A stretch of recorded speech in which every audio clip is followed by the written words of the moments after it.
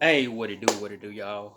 Um, I want to read some literature, do a little reading, kind of a little scattering, and nothing in the format per se, but I got a lot of books, a lot of materials, so it probably look messy right there, but I was just thinking, I know I made my video last time, just kind of talking about the community and the importance of coming together of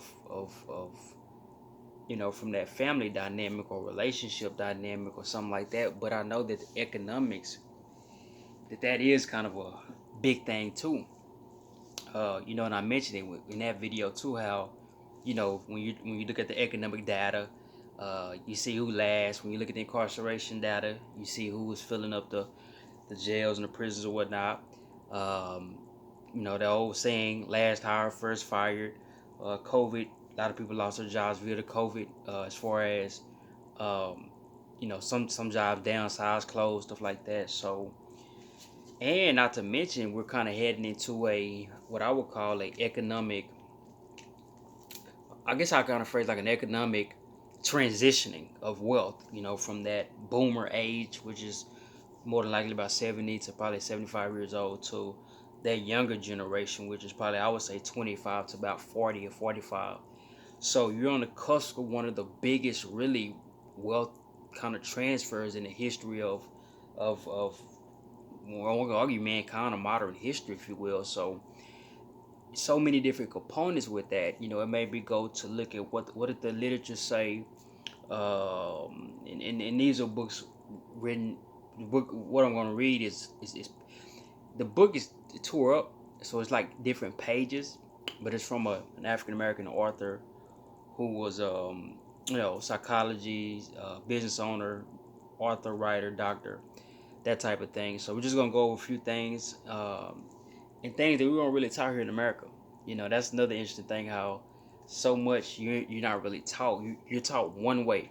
So if it's education, you're taught just education, meaning you're not taught about a trade. You're not taught about developing, acquiring a skill. And a lot of people say, well, just go do it. You can go do it at 25, 30, 35, but we got to understand, like, really skills as it relates to, how would I frame it? Skills as it relates to trades, especially working with your hands and different stuff like that. Those things you need to be pushed into those things while you're young. I'm talking about 12, 13, 14, 15, 16, 17, 18. You need to be pushed into those things while you're young. And one of the biggest issues that end up happening is you're not really pushed into those type of things until you either have to, or you got to make a career change or something like that. So we got so many little different nuances with that. Um, Literally in nuances with that. So, but this literature is going to talk about susu, rotating credit systems, and even the church, the way that the church. Cause see, that's why I think relationships are so important. Even though economically, a lot of people say, well, people can't afford to get in relationships or whatnot. But the reason I think they're so important is because the only way you build social cohesion, the only way you build community cohesion, the only way you build even churches. And I'm not a person who advocates church. That's not what I'm about. But I'm saying I'm viewing the foundation of the church as it relates to an institution that can help the business growth in the neighborhoods and stuff like that. But when you don't got a lack of unity, a lack of connection there with the people, I'm talking man and woman, and obviously families, because it's not just two, it's families. But when you don't have that, when you don't have that social cohesion, when you don't have that, it drains the community. It drains you of your young people. It drains you of your energy. It drains you of your social capital. It drains you of your entrepreneurial spirit. It drains you of so much, especially drains you of your entrepreneurial spirit. So that's why you can look back 60, 70 years ago and say, well, there's more businesses then. Well, yeah. In some ways, it's because integration, of course. And I'm just saying, some of it was because of integration, but some of it was because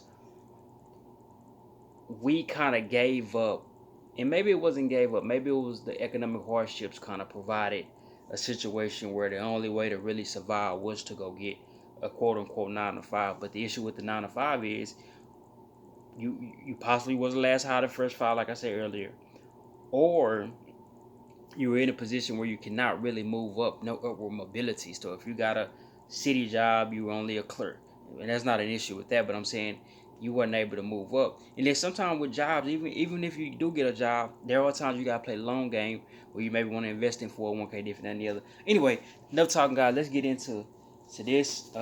This is one of Dr. Wilson's books. Let's see where I want to start. I want to start with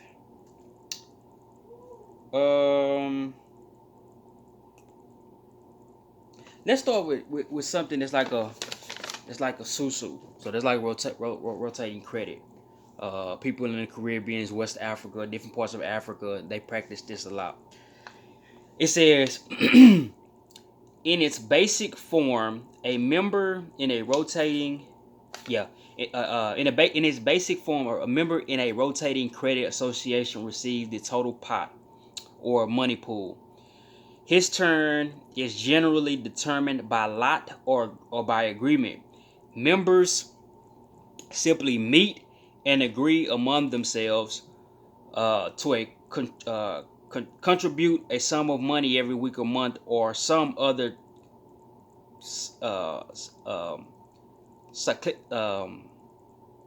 another period. Each one receiving the entire pot once during the chosen time cycle. Often the cycle may begin anew with the same or additional members if desired. Let me say this too while I'm reading this piece. This makes me think about foreign groups that come to America that may not be getting bank loans. A lot of them practice things like this. Members of one association can be concurrent members of one or more other associations. In some instances, one member of an association may take or occupy 2 or more positions or hold multiple shares in the same association and contribute as if he were 2 or more persons. Consumerally, I butchered that word. In the basic association, each recipient of the pot or fund takes responsibility for hosting the next meeting of the association and provides refreshments and food for other members.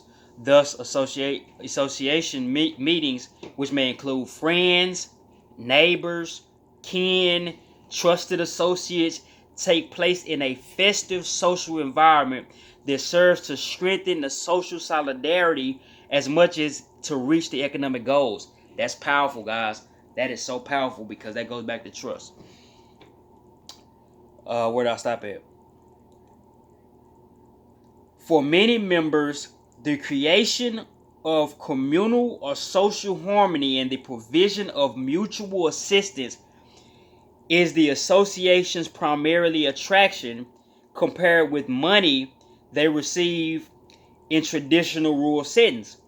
The medium which is rotated between members of an association may be money, but cooperative labor describes the exchange of cooperative labor. Let me repeat that because that's a nugget.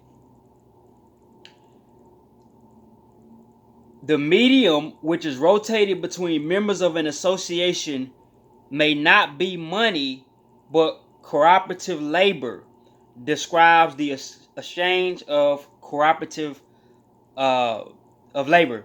So in other words, cooperative labor is almost like an equity, if you will. Let's continue.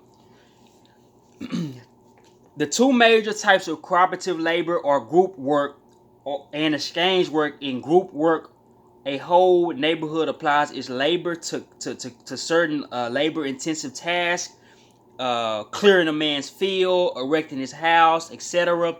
In such a pattern, all the nearly neighbors are invited and obligated to come and to host, and the host provides a large feast at the close of the work. In exchange, work, several households work on each other's land in turn, like a reciprocal thing. Is exact and specific and usually work in return within a short period of time. So they kind of like, in essence, it's kind of like, let's say, in America, people work together when they have to, which is kind of cold blooded. So you have a hurricane, you have something like a natural thing going on. You come and y'all clean out a man's lawn. But in this case, when you clean out his lawn, he throws a feast for you or gets food catered for you, kind of similar to that. While the group work and exchange work concepts discussed are not readily applicable in current inner city climates, which is very interesting, goes back to what I talked about unity, modified forms of these approaches may apply. Forms of economic exchange, professional services, business services, labor, equipment, services for other services can be utilized by an association to reduce cost of establishing business. Sweat equity, which is what I named a while ago, involves the situation where labor, materials, and other services supplied by members in establishing a new enterprise may be converted into ownership or shares of stock in the establishment. Let's continue. That's really good stuff. Typically, urban rotating credit associations may be more specifically economic than social institutions. They may take on more complex forms than the basic traditional associations. For example, one of the I guess socioeconomic guys was saying, describes the operation of a Cantonese association or who, thusly, instead, and let me say there's different cultures, whether it's West Africa, East Africa, Asia, the Caribbeans, each has a different form of the susu or anything, a different, they call it different names, but it's similar. Instead of a lottery to determine which member of the club will take the pot, each eligible member might submit a sealed bid, each member might submit a sealed bid indicating how much interest he was prepared to pay to have the use of the money. The higher bidder received the pot. This system of is HUI, so I don't know if there's hue or hue. I don't know the exact word. This system of hue operation placed a clear premium on not needing the money. Those who wanted the money in early rounds of the hue would have to compete and pay a high interest. On the other hand, wealthier members who were in need of money could collect the high interest paid by members who needed the use of their surplus. This form of hue created an investment opportunity. Where did I stop at?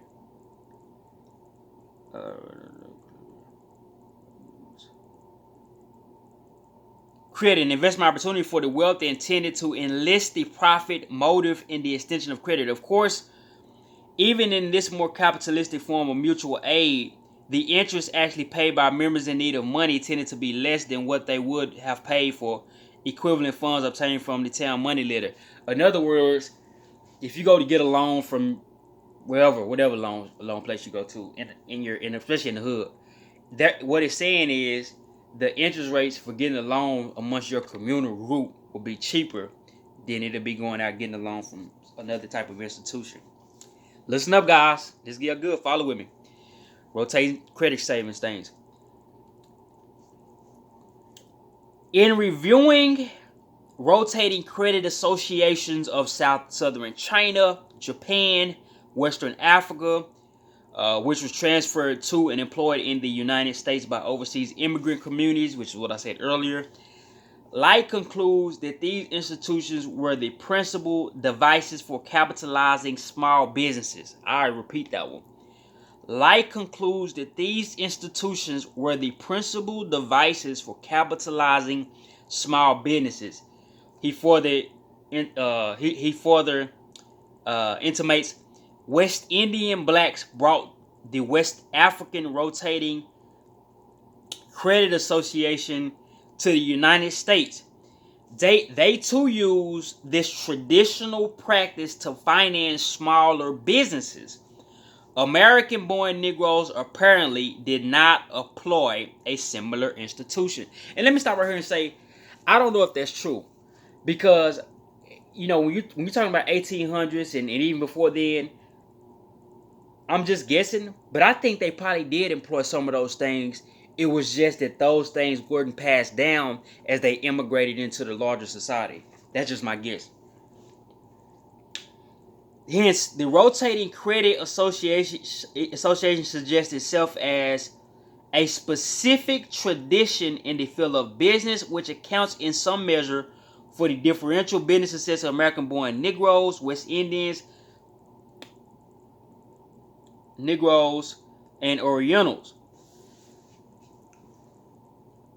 As noted earlier, the Rotating Credit Association has long and original history in many parts of Africa, including West Africa, from which the progenitors, meaning the beginning of, I don't know why I'm butchering so many words today, of American Negroes were abducted as slaves, describe Rotating Credit Association as they appear across a number of African peoples, including the Bulu, that's Bullu, of the Bulu. Okay, and that was it on that page. Let me see, guys. I want to continue. 34. I don't know if I have the other page.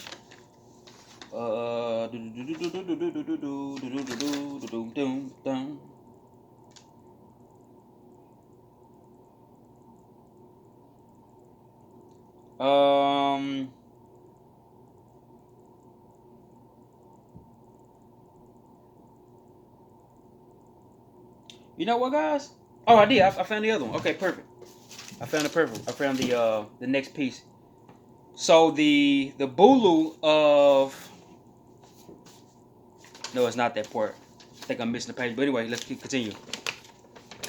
Now this is talking about same thing. Susu, Rotating Credits, coming from Africa, same thing. French Cameroon, the Nupe in central Nigeria, the Yoruba in Nigeria, the Ibio, I don't know if that's Igbo, also of Nigeria, and the Keta, Keta, a town in Ghana. Thus, this form of loan funding is very much the heritage of Africans born in the United States. An illustrative example of how African-based Rotating Credit Association can advance the economic growth and development of African people is provided by citations from the New York Times. This was back in the late 80s, 1987, titled Informal Capitalism Grows in Cameroon. This fun stuff, guys. I hope you guys are enjoying this. The grassroots credit system in Cameroon. And they're giving an example now. When Samuel Nancy needed $35,000 to open his Joy de Vivre bar, I know I butchered that, bar here, he did not bother with banks. Instead, he turned to the tontine. If anybody from Africa, Cameroon see this, y'all more likely know about this. It is TONTINE. Once again, that's TONTINE. An informal credit system rooted in African tradition. Without signing a paper or filling out a form, Mr. Nancy emerged from his monthly tontine meeting with $35,000 in cash. Boy, and if you're a native born to this country in America, it's hard for you to get 35 cash. That's from a bank, and that's from anybody. Let's continue, guys. For years, development economists saw Africa tontine as archaic tribal institutions that would die out with the rise of modern economies based on European-style banking systems. But now, many economists see the tontine as a highly efficient method of promoting grassroots efforts in capitalism. They cite Cameroon. In the first half of the 1980s, the Central African nation had the continent's highest average economic growth rate, 7% a year. Cameroonians' rate of precipitation In tone tones or tone times, 47% was the highest of in 5 French-speaking African countries, survived by Marcoma Gallup International. By contrast, only 13% of the people surveyed in the 5 nations had savings accounts. So that's say shoot 50% of them, well 47, but 50% of them use it. So that's half of them use this rotating credit system. Let's continue.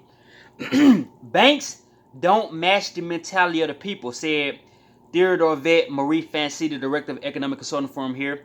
They are colonial structures. Wow. I have attended Tontons or Tontines where the monthly pot is $1 million, said Antonio El Nassimi, a Cameroon banker with a business degree from the University of Chicago. With a Tontine loan, excuse me, got it from butchering these words. Forgive me, this is not on purpose.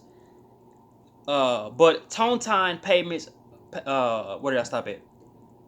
Okay, with a Tontine loan, Mr. Nassimi recently started construction on a 4-story, $850,000 building that will hold offices, retail stores, and apartments. In Cameroon, bankers complain of loan delinquency rates as high as 50%.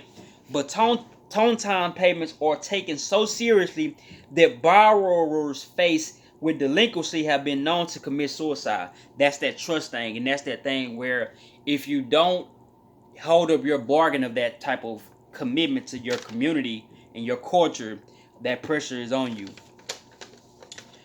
Tontines work, economists say, because the loans are backed by social pressure, a system familiar to Africans.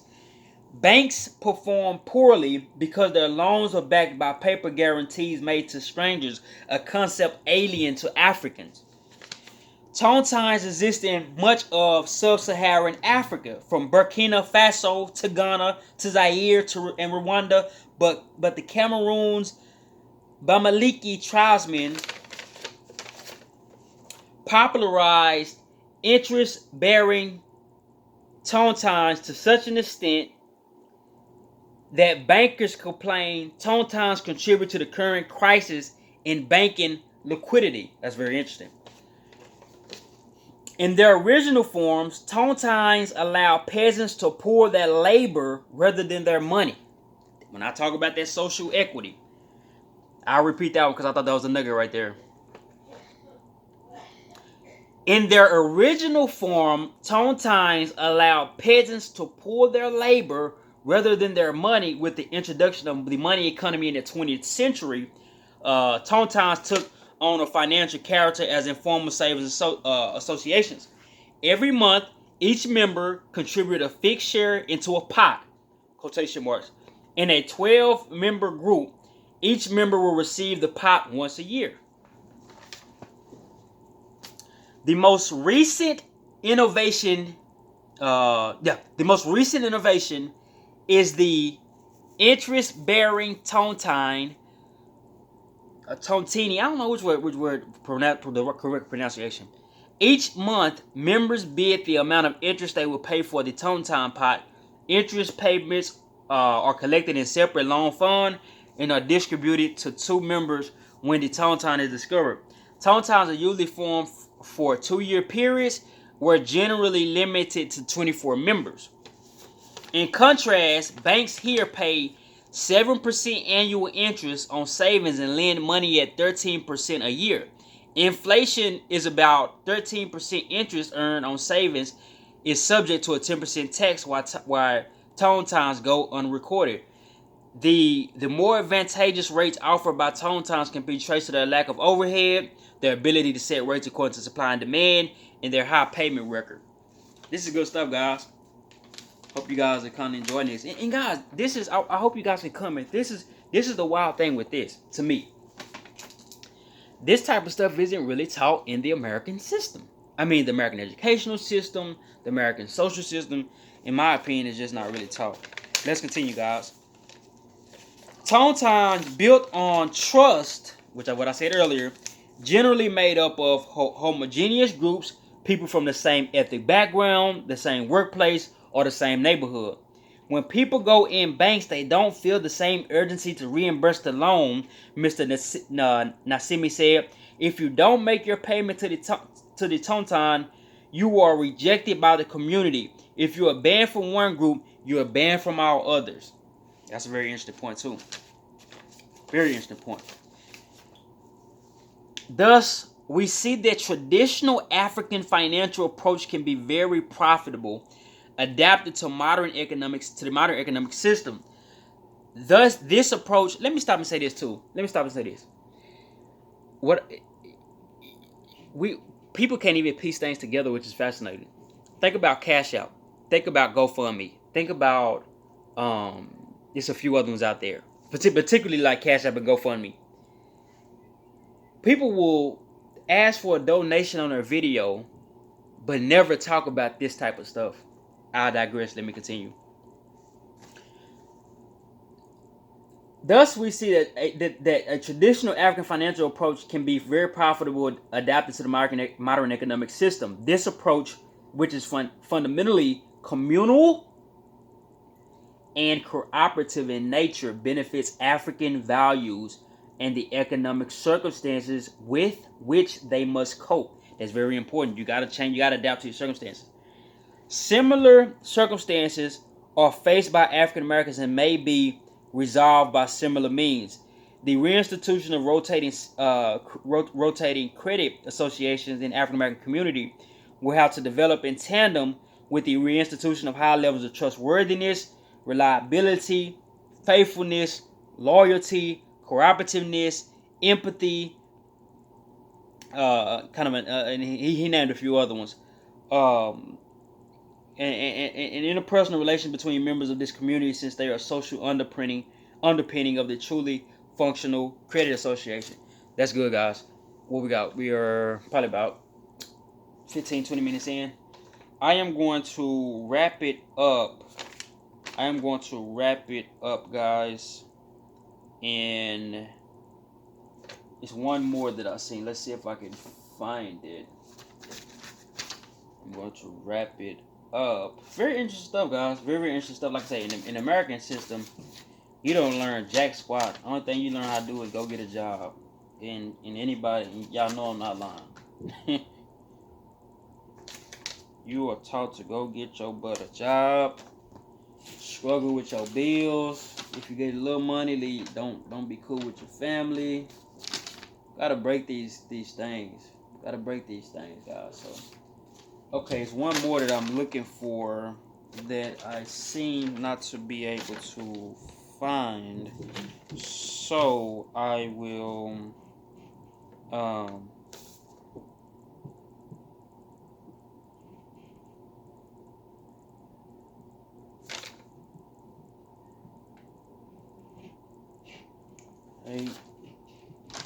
bear with me, guys.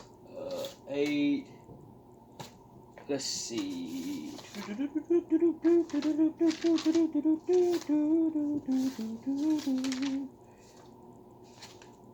Okay, I got it. 38, 39. Okay, so let's continue, guys, and then we'll wrap it up. We'll get ready to wrap it up in about probably about 10-15 minutes. Let's go. Beginning association should involve the use of contributions, which can rather be easily maintained by members, since the primary objectives may be to enhance social solidarity, cooperativeness, other positive social traits, as well as familiarize members with the workings of system. Moreover, the author intimates the fact that the money is delivered immediately upon collection to the winner, so that no one has to be trusted to hold cash belonging to anyone else for any length of time, reduces the likelihood of embezzlement. Very interesting. Members of duly constituted bodies such as the church, this is what the author is saying, such as the church, he said fraternities, sororities, not really big in that personally, and other such organizations may find it easier to establish associations, the more legalistic relations which may be in here between them. The author contends The rotating credit association is an intermediate institution mediating two contradictory socio-economic systems. As such, it can be utilized to facilitate the transformation or adaptation of a more traditional, perhaps in the current economic context, inadequate economic system into or to a more modern and complex economic system. In this regard, the author goes on to say, the rotating credit association is a product of a shift from traditional agrarian society to an increasing fluid commercial one. Whether this shift be very slow or very rapid, it too mobilizes familiar motivation and applies them to unfamiliar purposes, while serving at the same time to reconstruct those motivations on a more flexible basis. The arisen, the ko, the hui, the dashi, dashah, or isusu is essentially then an educational mechanism in terms of which peasants learn to be traders, and not merely in the narrow occupational sense, but in a broad cultural sense, an institution which acts to change their whole value framework from one emphasizing particularistic, to diffuse, effective, and descriptive ties between individuals to emphasizing within economic context, universalistic, effectively neutral, and achieve ties between them. The rotating credit association is thus a socializing mechanism in the broad sense, in which socialization refers not only to the process by which the child learns to be an adult, but the learning of any new patterns of behaviors which are of functional importance in society, even by adults. The theoretical as well as the practical interest of the association lies in the ability to organize traditional relationships in such a way that they slowly but steadily transform into non-traditional ones. An institution whose functional significance is primarily to facilitate social and cultural change in respect to economic problems and processes. The rotating credit associations can be used by, the author said, the African American community to raise large sums of money, far beyond those raised by relatively small and intimate groups.